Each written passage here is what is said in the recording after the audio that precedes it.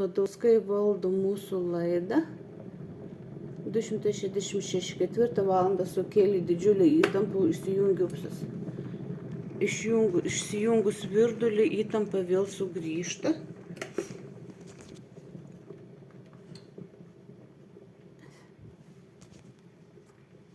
Kuo daugiau renginių pajungiam, to įtampa kremta. Badauskai valdo toliau mūsų laidą.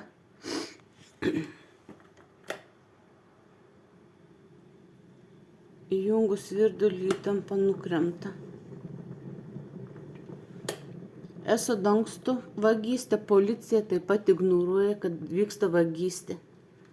Mane nuteisė už šmeižtą, baudžiamųjų byla, man trukdo net įsidarbinti, skambinėja Badauskienės draugės partinės, Lendra Bukauskienė, vaikų teisių vadovė, vyriausioji,